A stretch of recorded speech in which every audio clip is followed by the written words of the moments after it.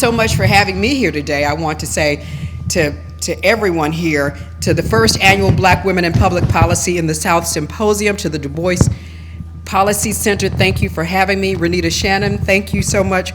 Courage for Progress, thanks so much for having me. What does American democracy owe women? A discussion about voting power, our voting power, what it currently yields us, and what we are owed. Good afternoon. I am Maria Boynton, your moderator for this panel. I'm the News Brand Manager and Public Affairs Director for Odyssey Atlanta, which is V103, WAOK 92.9 The Game, and Star 94. Our panelists for this discussion this afternoon, Dr. Brittany Cooper, author and professor, Rutgers University. How you doing? Tony Watkins, political strategist, the Watkins Group. Kendra Cotton, executive director of the New Georgia Project. So first and foremost, we take this question and we're going to pose it to you, and y'all are the experts here. So we're going to be glued to your answers and listening to every word that drops from within, okay? Ready? No problem. All righty. And I'll let each of you answer. You get 3 minutes each to answer, okay? Question number one. Everybody ready this afternoon? Because this is stuff we really want to know. Talk about the historic or present impact that Black women in the South have had on American democracy, either as individuals or collectively. And we will start with you, Kendra. Thank you guys for having me here today. That's a great question. I would think I would just start very succinctly by saying that Black women are America's barometer. We are the benchmark for what is good and true for the least, the lost, and the left behind. I think other groups, many are still have a rigid adherence to this faux notion of individualism, whereas Black women in America, and particularly the South, we lean much more heavily on this, I'm gonna harken back to my old political science days, but this idea of linked fate, but by the grace of God go I. And so when we're showing up to vote, when we are in the streets participating in actions, it is not necessarily because it is gonna benefit us individually. We are much more concerned about communal goals. And policies that are going to impact and bring America forward. So I think, when you ask a question, what, does America owe Black women in that regard? I think, they need to really listen. They owe us a listening ear. Instead of casting Black women aside as a given, and they speak in these assumptions like it is about a political party. Black women do not have any more loyalty to the Democratic Party than they do the Republican Party. What Black women have loyalty to is good policy. So we make mature decisions when we go into a ballot box because we know you're never going to get perfection. What we do is we know what issues of the heart matter to us, and then we look at the binary choices before us on that ballot, and we make a decision that is best aligned with our heart issue. That's it, and that knows no political party. And so that is what I will leave on that initial question. Dr. Cooper? Yeah. So I just want to shout out Nakia, who came up to me at the National Conference of Black State Legislators a few months ago and asked me to come. And so I'm really glad to be here. I study the long history of Black women's activism around questions related to gender and race. And I want to just call the name of one of those women on the way to saying something I think matters.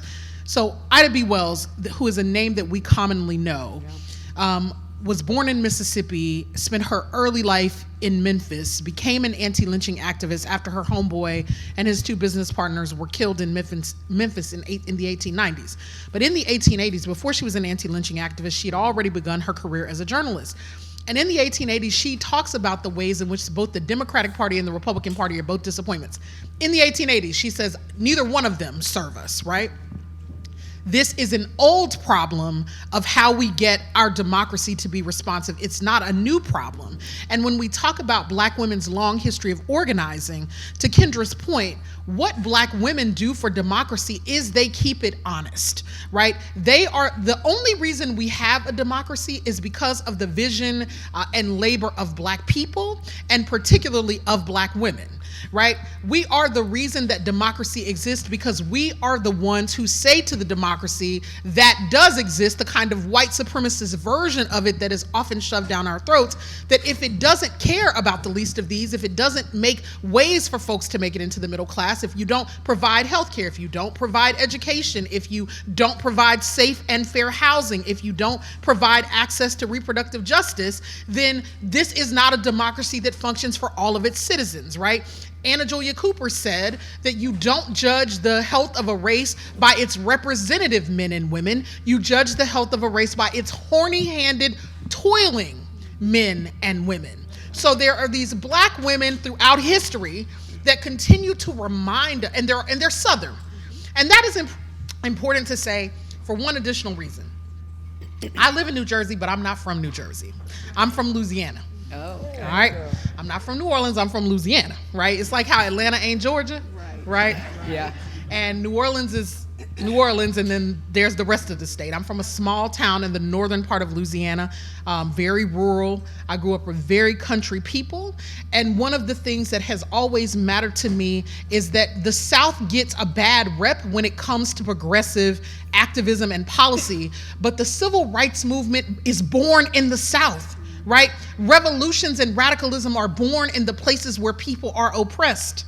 And so it really is important for us to, and look, and it's not just enough to think about that as something that happens in these urban areas. That's why we have to think as well about what we're going to be doing with our rural counterparts to continue to mobilize some of these issues around taking care of Black women in the South. Because I don't come from a big city. I've lived in some, but I come from small town Black folk, right, in the South. And some of that is very different. But what I mean to say is that Black women's legacy of Southern organizing is the only real marker that we have coming out of the 19th century that is a consistent argument for the expansion of democracy. It comes out of the South and it comes from Black women, and that's the sum total of the thing. And then everything else about Black freedom struggles in the U.S.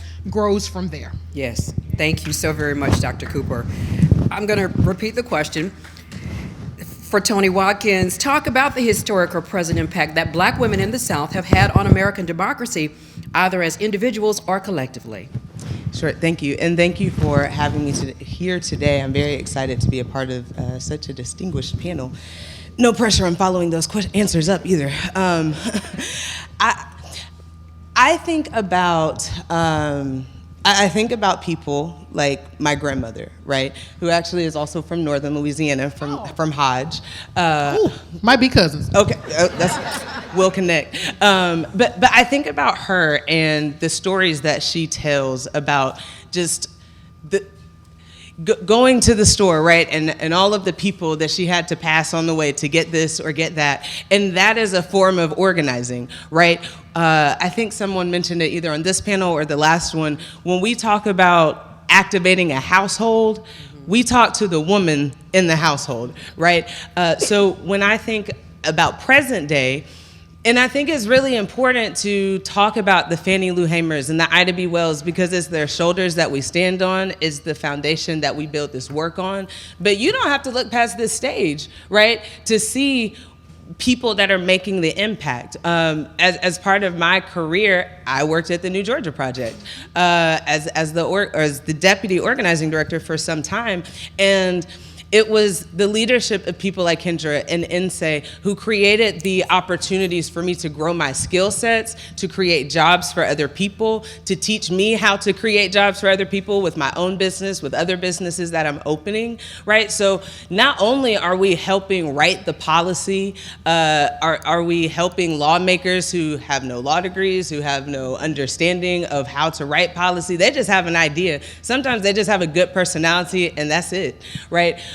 How many times are we the people behind there telling them, like, representative, that this is what your people feel, right? So I think Kendra made a good point when she was saying that we're a good barometer, because who is more dialed in to the family? Who is more dialed in to the needs of Black community? Because we're the matriarchs of our family, and we are the matriarchs of this community, and we are also the matriarchs of democracy, because we are the most active voters, right? We are the most educated when we enter that voting booth, and if we choose to stay outside of it. If we are not voting, that is probably an indication that there are some terrible candidates on that ballot, right? Because we care. And if we're choosing not to engage, that's a bad sign. I'm a firm believer that the greatest form of voter suppression is terrible candidates, right?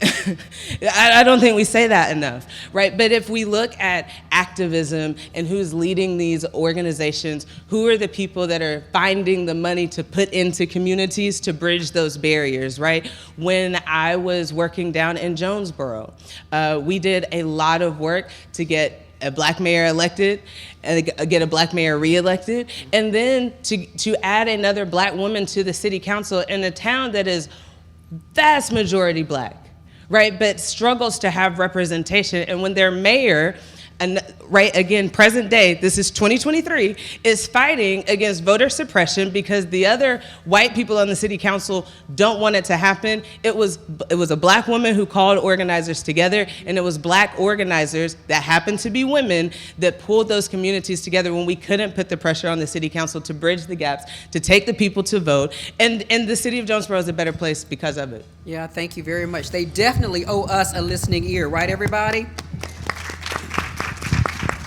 So here we go to our second question. Ladies, and thank you for being on the panel today. Talk to us now about the ongoing attacks in public policy to negate the power of Black women in American democracy. Bring it, Kendra. Well, I think we all are bearing witness to the assault on diversity, equity, inclusion in every aspect of American society. And it's really, this is the end result of a long-term strategy that has been underway for decades, since actually the creation of affirmative action, back in the 80s? 1977. 1977, so the year I was born, so 46 years ago.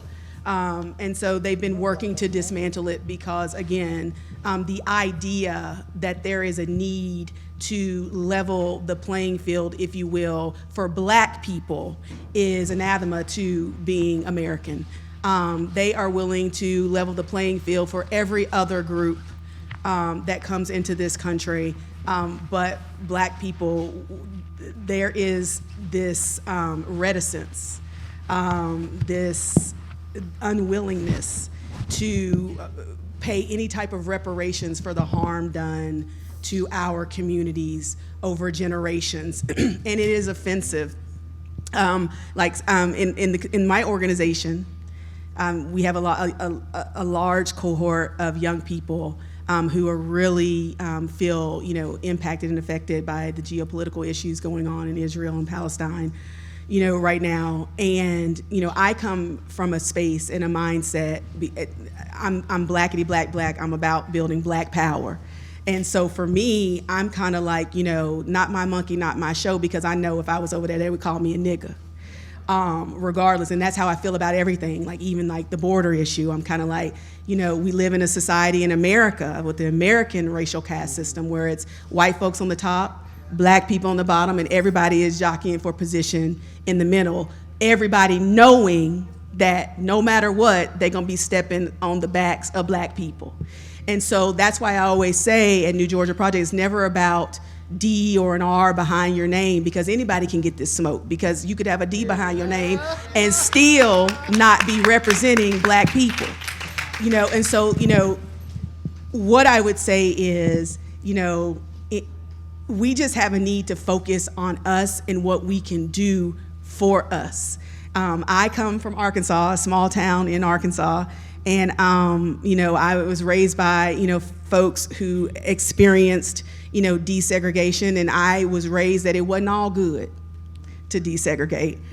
Black people lost a lot, and as a mother of 3 children, a 22, a 19, and a 16-year-old, and a wife of a Black man, You know, I see it every day in my own lived experience.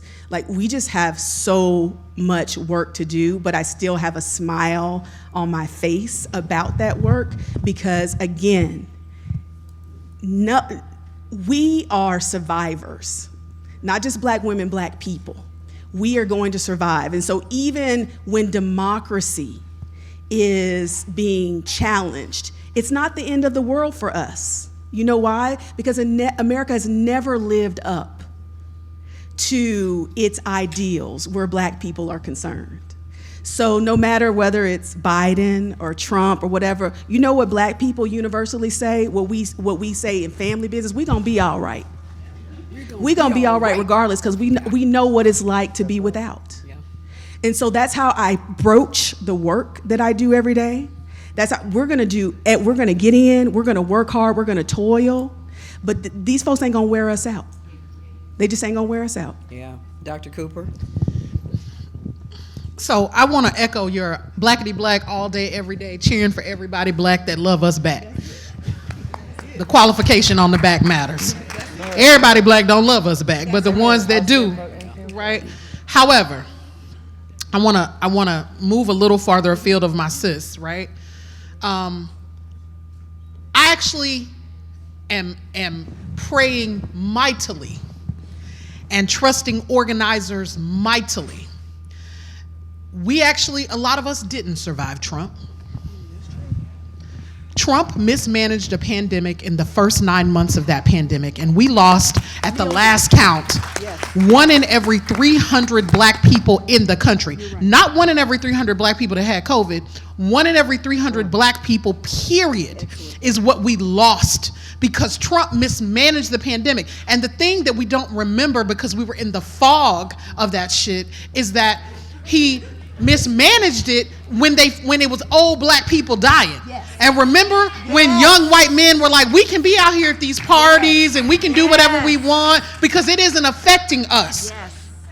So here's my charge to the young people in this room who don't think that there's a difference between Trump and the other option. It ain't that I love the other option. I don't love the other option.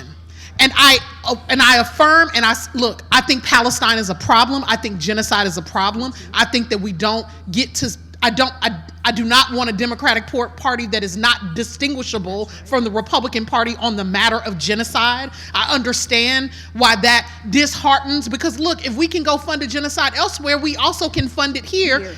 But the reality is that the way we handled COVID, if we look at the number of deaths, by orders of magnitude, we lost more Black people, right? And so what I want to charge you on this college campus to do is learn how to hold complexity, right? Yes. To learn, when I say I'm an intersectional feminist, it means that I am going to be on the Biden administration's ass about genocide in every place I have been. I have said it because I don't support it, because it goes against everything I think. I am a Christian. I think Jesus was a Palestinian Jew.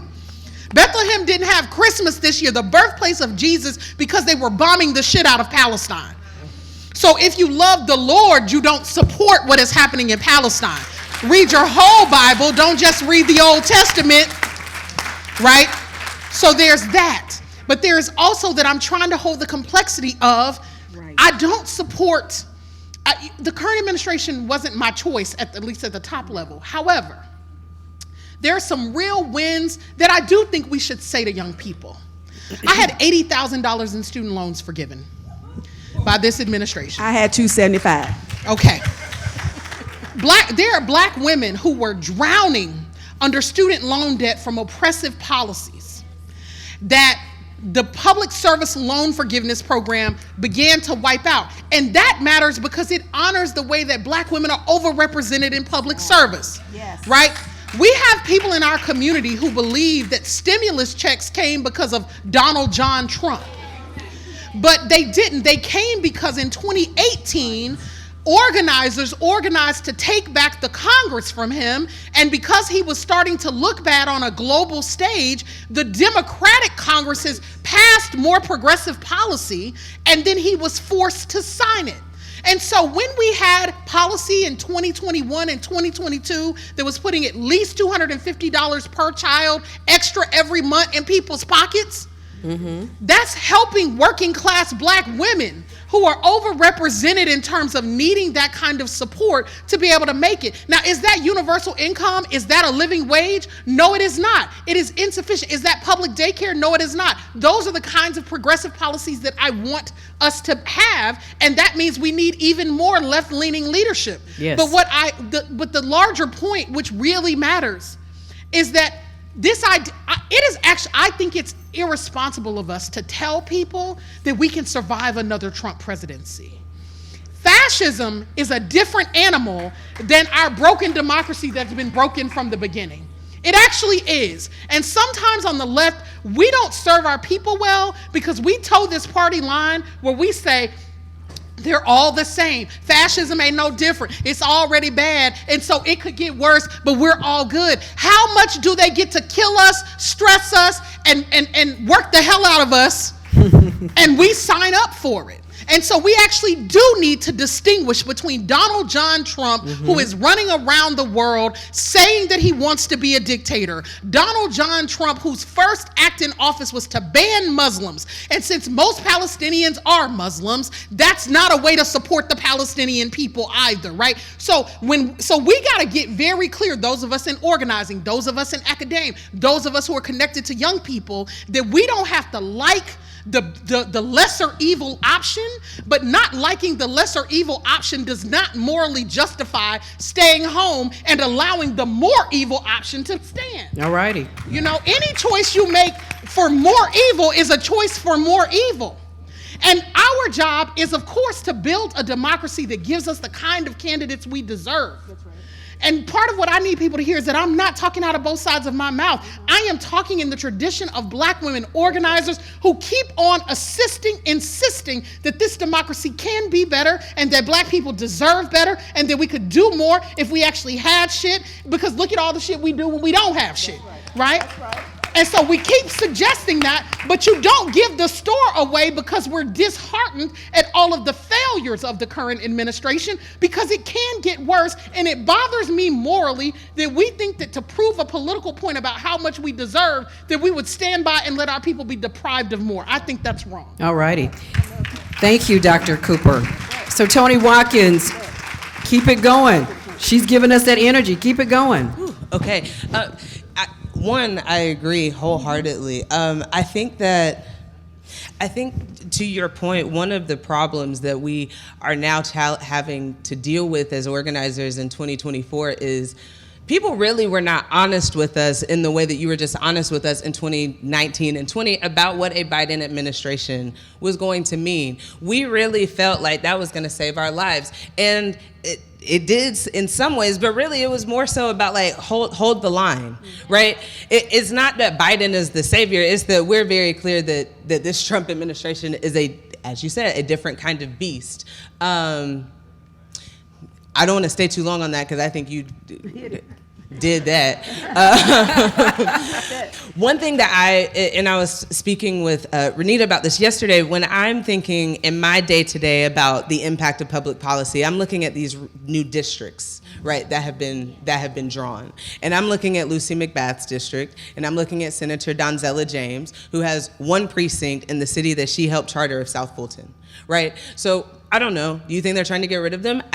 It seems, and why would they? Right? Because we have the Trump presidency coming, and if we're able to pack and crack these districts, as we have seen them do over and over and over again, and they have really done a good job of doing in this last map that was drawn, we see that the Republicans and the conservative people are coming to take power back. Right? And they're doing that by pushing out our elected officials, but they're also doing that by diluting, trying at least, to dilute our representation, right? So if they have a Trump presidency, they reduce the amount of people that we really have access to vote for, because all of these new districts, like we have two Black folks running against each other, and now there's a whole open brand new district and it's nothing but white Republicans I don't know how that happened. That's so crazy. Somebody's got to go, though, right? So we see that, and then we see they're doing it on the state level. It does not take a blind man to see that there is danger on the way, right? In the last panel, when they were talking about the reproductive justice, that if you don't identify with abortion as your issue, that's fine. But you have got to know that we are in the middle of a slippery slope. That's not the beginning of a slippery slope. So if you care about gentrification, if you care about murder by cop, if you care about all of the things that impact not just us as Black women, but our family unit as a whole, then you've got to know that the policies that they're passing to impact our day-to-day are to mess us up and fuck up our whole families, right? It is very systemic. And I'll say this last thing and get off of it. We are some of the most educated, if not the most educated, in all spaces.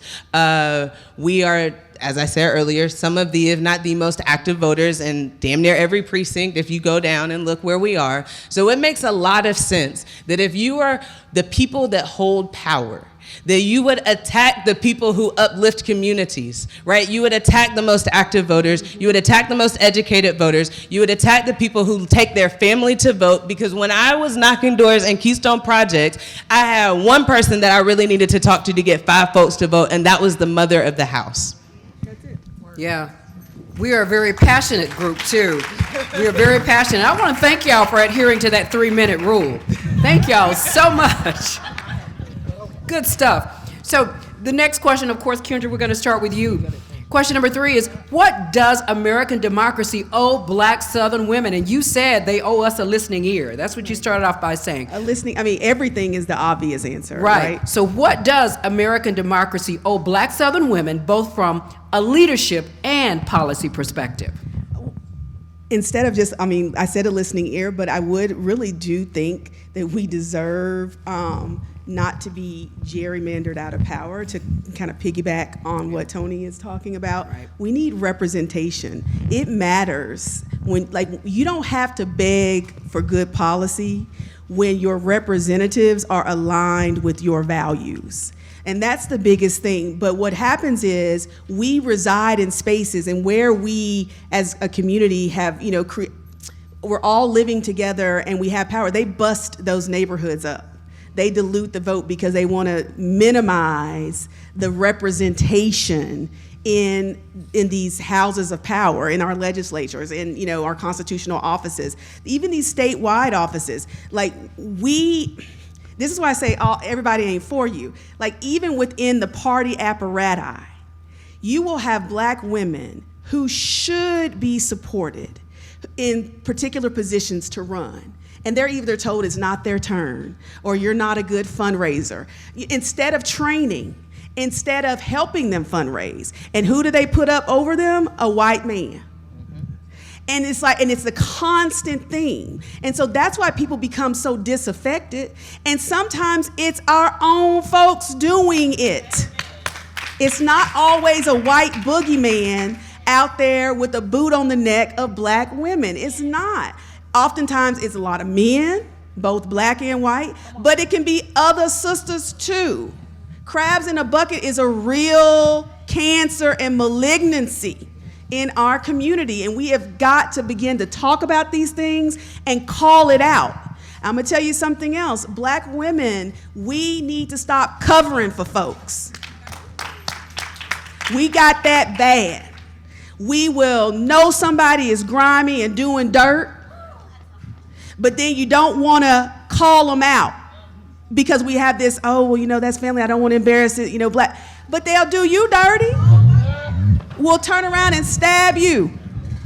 So I'm just we have got to get to a place where we are moving authentically, where we are willing to kind of step out and be a little more vulnerable, understanding that we might be the trailblazer. You may not be the one to get it, but Tony coming after me might benefit from me stepping out and trailblazing a path, because there are legions of Black women who have done it for all of us in this room.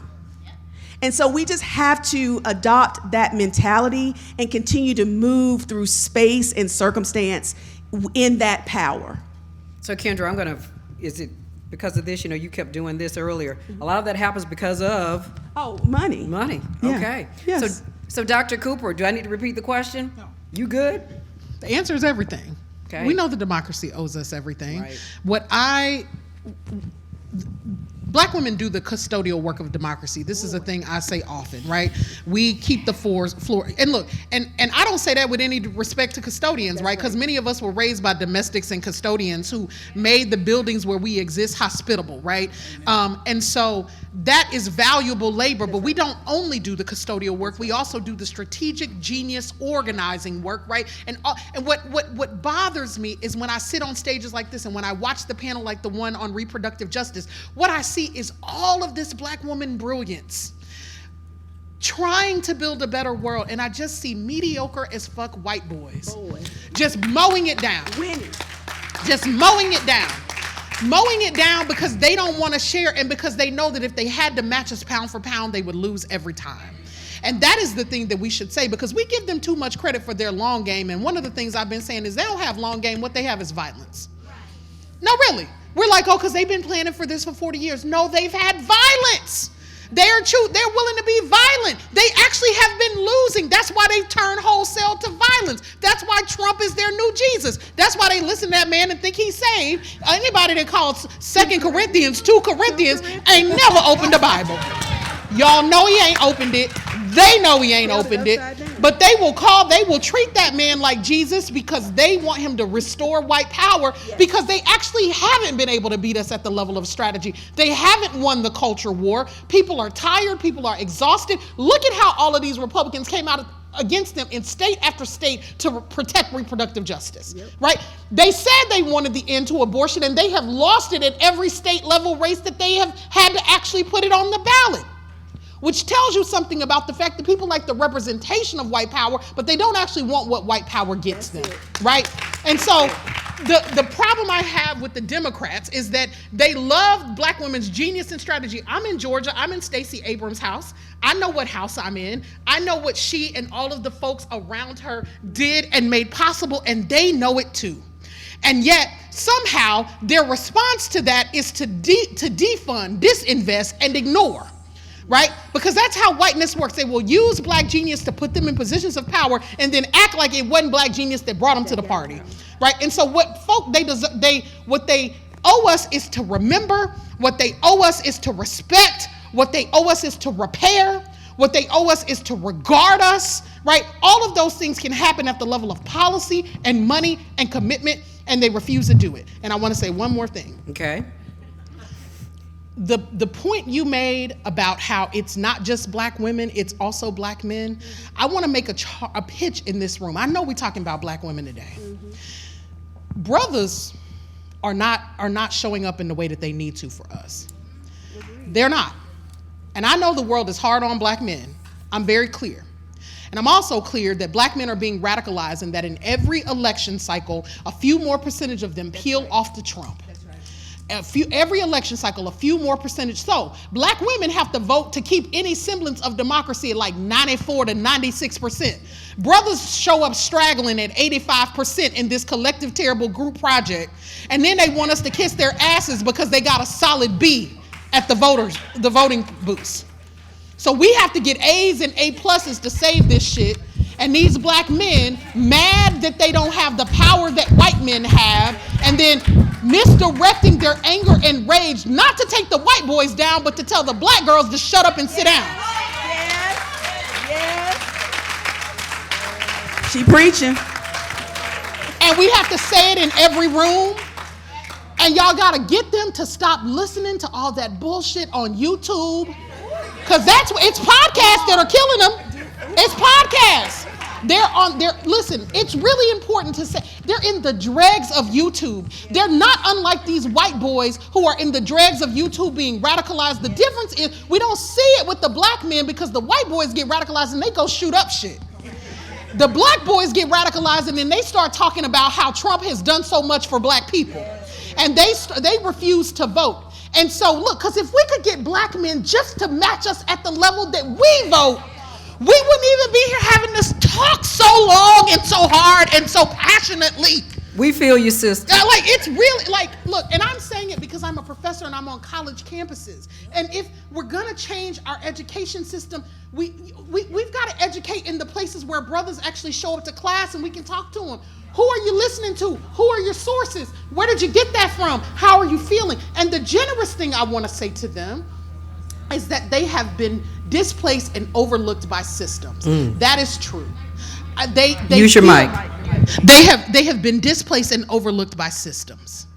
And that part is true. And so the disaffection they feel at lack of opportunity, lack of leadership, lack of respect, and this ongoing anxiety with them. Their sisters are outpacing them in every part of life, and their ongoing anxiety about the fact that they don't think that black women need them anymore and black women care about them anymore. We're seeing that anxiety play out everywhere. But the solution to all of that is, one, not the installation of patriarchy. Patriarchy will not solve the problem of white supremacy. It will not solve the problem of capitalism.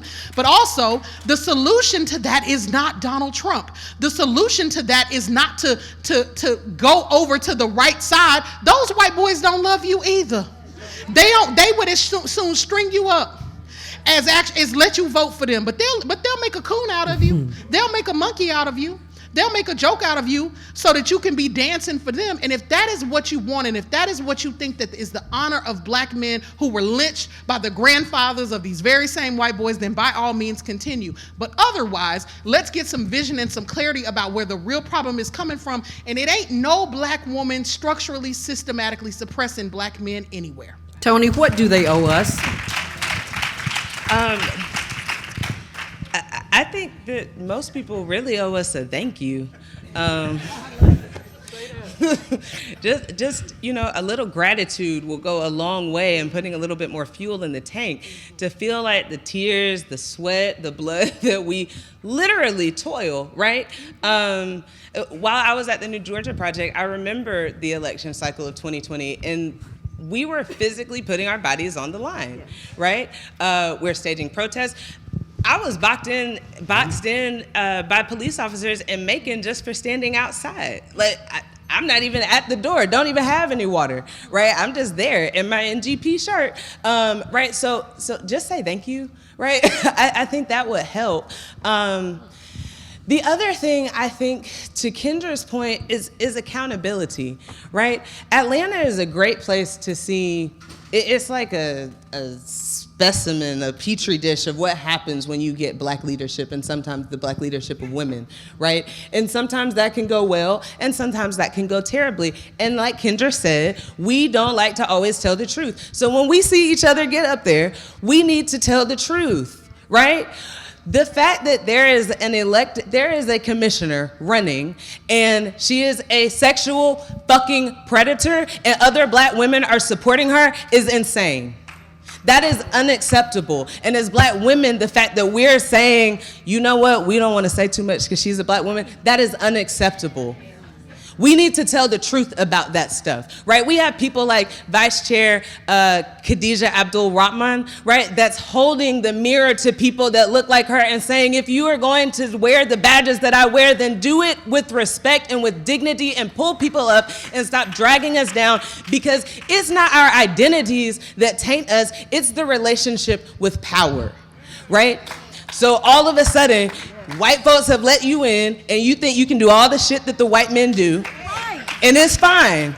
You've forgotten that it was black women that supported you, that fundraised, that knocked doors, that did all of this to get there. You have got your personal relationship with power, and be damned to anybody who helps you build it. Fuck people power. We have what we need, right? So a thank you and accountability within, right? We have another candidate that doesn't even pay their taxes. Like, come on. You know what I'm saying? So if you can't manage your household, you want to manage the court system? What are we doing? And why can't we tell that truth to each other? In public and in private, because those closed door conversations are why it keeps happening. Those closed door conversations are why we all know a family with an uncle that we just don't I'm not gonna let my child go in there. We have to tell each other the truth. If you're not interested in polling your community to see what they care about, don't run for office. If you just want to get in there so that you can do what you want to do, buy a house. You have full autonomy over that shit. Thank you all so much for that. That was great. I like that. No, I'm talking one at you, Tony. She said, if you want something, buy a house. You can have control, autonomy, all of that. So question number 4, ladies, and I just love the answers you've been giving us today. Thank you so much for your vigor and your responses. What do you think the future looks like for Black women in the South as it relates to American democracy, Kendra? That's interesting. And so I hope it's one that's fruitful and involves much less labor. You hope? I hope. So my eldest is a 22-year-old young woman embarking on her life now. She's not in the South now, but she is planning to move back. And I am, concerned. And when I say I'm concerned, she is in the workforce, working on Wall Street right now. But, she's thinking about coming to medical school. She wants to, kind of get back and give back to community and perhaps work in the social justice space via her chosen field. And I know it's not necessarily a welcoming environment. It is a stressful environment. When I took this job at NGP, and I will tell y'all this anecdote, my good friend Insei, at the time when she hired, I came on as the COO in March of 2020, and she had gotten a grant for some operations assistance, so professional assistance. And we were talking at McCormick and Schmidt's, and she broke down into tears. She broke down into tears because she was overwhelmed. She had been neglecting her health. She had been neglecting her personal life, all for the movement. And I was looking at her as a mother of 3, a wife, and I was transitioning from a university environment and government proper. And I told her, I said, what you've sacrificed, that just simply was not worth it. It simply was not. And so I said, I'm gonna come and help you, not just for the organization, but so you can try to get back to being a whole person. Self-care is so important. And I don't want my daughter, who's 22, to break herself down for the movement. I don't want her standing in rooms fighting and turning around and seeing ain't nobody got her back.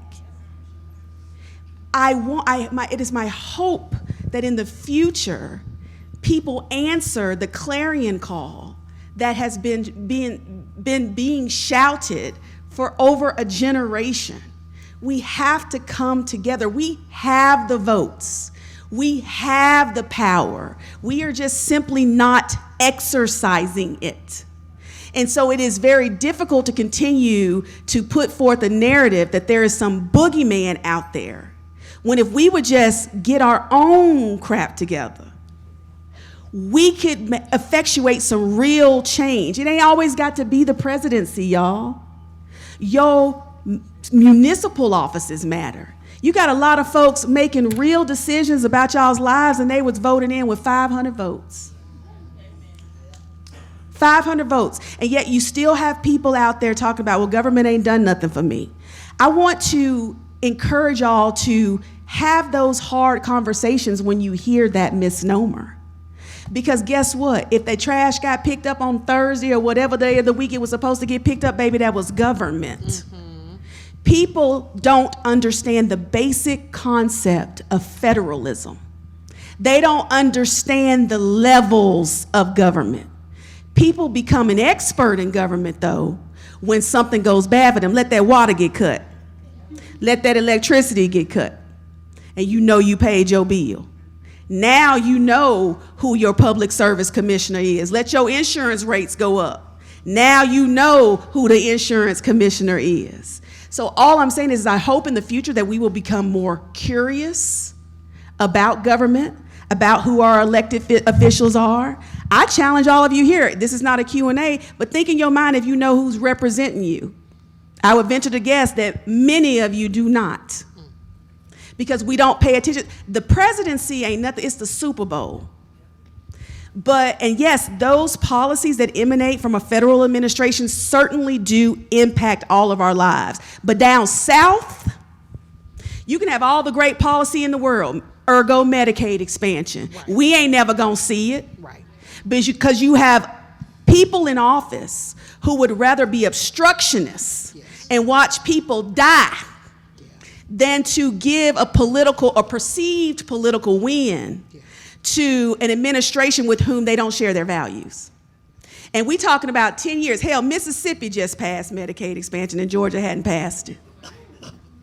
That's problematic. Yet, because of that, you got women, black women, driving 50, 70, 120 miles just to get to an OBGYN. Because hospitals all across this state, in rural areas in particular, but in Atlanta too, have closed because of a lack of Medicaid expansion, because of a lack of good policy. So that's my hope for the future. All righty. So we know, Tony, you have to leave. What do you think the future looks like for black women in the South as it relates to American democracy? Yeah, I think it looks bright. I think that there's a long road to hoe, but I think that we have demonstrated that we're willing to do the work. I think that when we have opportunities to create sisterhood and to pull people in, right, the opportunities that people like Kendra and Inse were able to create for me to expound and give me a platform to shine, right? For my skill sets to be culminated into one place where they could really grow, so that then I could do that on a national level and teach people to do that on a national level and in the state. I've started a business recently. I opened it with my mentees, right? Because I understand succession planning, right? So if I am doing that, and if Kendra is doing that, and if y'all are doing that, then we'll be okay. I am very much a fan of the metaphor of the choir when it comes to community organizing. I should be able to take a breath. Inse shouldn't have had to be crying, right? Because she was tired. Like, just because she was tired. We're not even talking about getting beat up and maybe being bloodied and bruised. Just exhaustion. It alone can break you down. So we have got to start pulling each other together, pulling people in, pulling younger people in, pulling older people in, showing them, hey, just ride through the district with me. This is just something that I have to do. Just ride through the district and look at the different things, right? Introduce each other to those things so that there is somebody so you can take a breath. And the work won't stop, and you won't feel like the work will stop. My father told me one day, he was like, I'm so intrigued by the black women I work with because they'll do everything. And I'm like, I'll tell you, it's not very damn intriguing to me, Dad. It's exhausting. And his mentality, he was like, I don't know men that do that. Yeah. They'll just let it fall because they understand probably a black woman gonna come behind him and pick it up. Exactly. Right? But he's like, that's so interesting to me. I'm like, it's not interesting.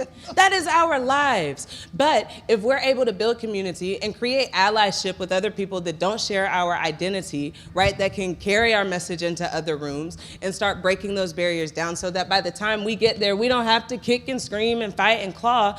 We can just say what we have to say and be met with dignity and respect, right? And so I think that if we're able to build those things and continue to build them because they exist, right? Then I think that we will be fine. I do not think that it will be easy.